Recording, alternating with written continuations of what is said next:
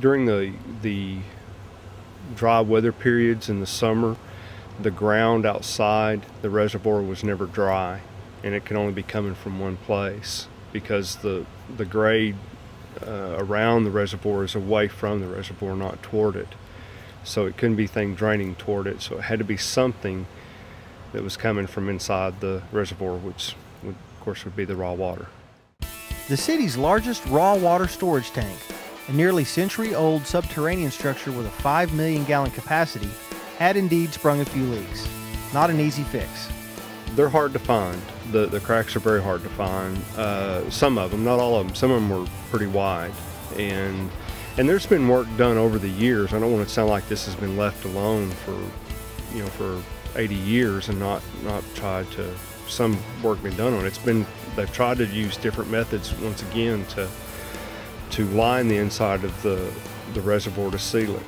There's several options available, but none of them were long-lasting, with the exception of putting in what I call a bladder, or putting in a liner inside the reservoir. And what it is a PVC liner that's approximately 1/8 of an inch, or maybe a little bit about 3/16 of an inch thick. And it just lines everything inside the bottom, the walls, and the columns that support the top to the reservoir. Now the top of the reservoir is not lined, but everything else is. And the idea is just to stop the infiltration of groundwater and the exfiltration of the raw water. And that's what we've accomplished with this project. This custom-made liner is the largest of its kind in the world. The new liner is expected to prolong the life of the old storage tank for many decades to come. We do expect it to last for a very long time. Basically the city got their money's worth out of the original reservoir. It's no doubt about that.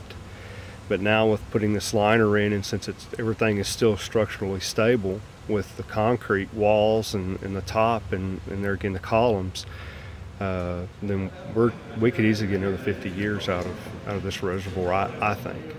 The underground storage tank is mammoth, so the very act of creating an effective, appropriately sized liner is quite a feat in and of itself.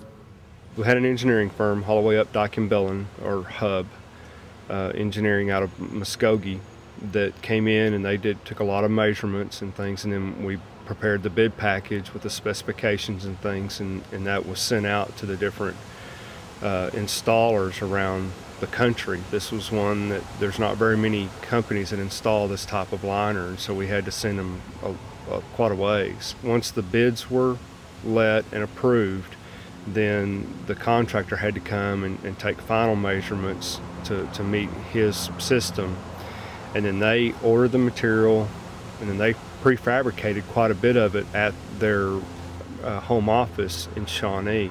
The company that built it's called Fab Seal, and they did a lot of the work there, and then they came and brought the pieces down to Ada and to the reservoir and installed them.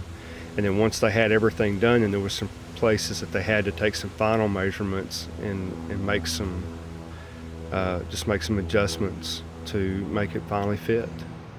The raw water stored in the underground tank is the water piped straight in from Birds Mill Spring.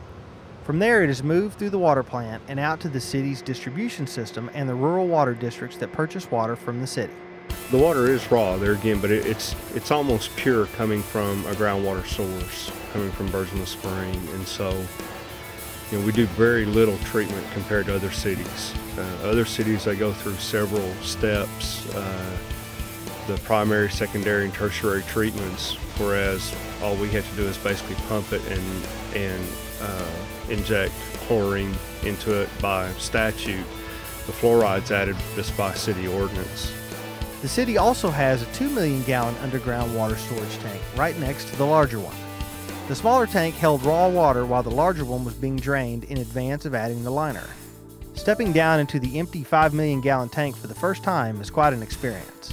It's fascinating to go down inside it and look at all the columns, and there's 144 columns inside this thing.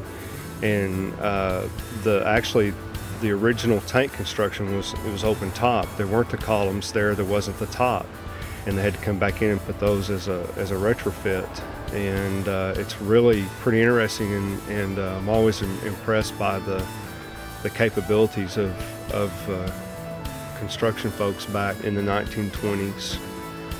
It was more of an art than a science back then.